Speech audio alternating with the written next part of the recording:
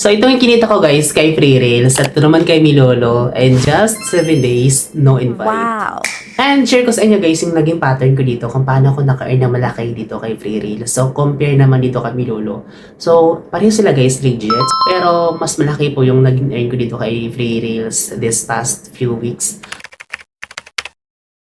So yung naging pattern ko lang naman dito guys, hindi ako masyadong nag-rely sa panonood. Kasi tinry ko itong earn more diamonds. So kung hindi nyo pa alam, click nyo lang yan. Lalabas din guys yung maraming games and pwede nyo pagpilian kung alin yung paglalaruin nyo and alin yung i-download nyo.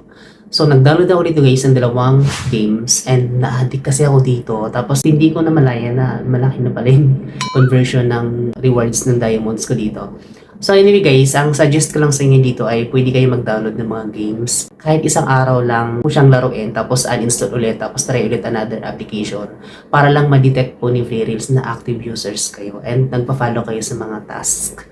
Kaya Milolo guys, hindi ako masyadong focus sa kanya kasi nga mababa yung earnings na binibigay niya. And at the same time, hindi siya kagaya kay Free Rails na maraming pwedeng pagkakitaan. Pero active naman ako kasi maganda naman yung mga palabas niya doon. So nagnonood din man ako paminsan-minsan.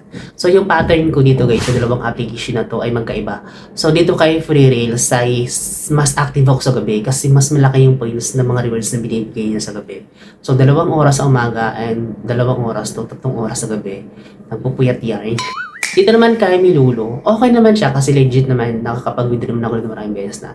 It's just that, hindi talaga siya ganun kabilis. Pero yung isa kong pag-alaman dito is kailangan mo maging active every hour para mas malaki po yung mga rewards din na makukuha natin dito. And of course, yung conversion niya dito ng points guys ay hindi rin siya ganun kalaki compare dito kay Free Rails. So, bias ko na ngayon si Free Rails.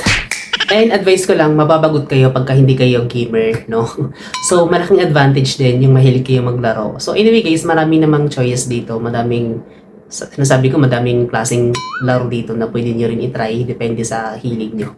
So, sa invite naman, hindi ako masyadong nag-i-invite. I mean, almost wala nga akong invite kasi hindi ko talaga siya nire-recommend. Pero sa inyo guys, pwede nyo po yun itry yung invite. Malay nyo, doon talaga kayo kikita. Pero ako kasi, libangan ko lang naman yung panonood. So, is a plus.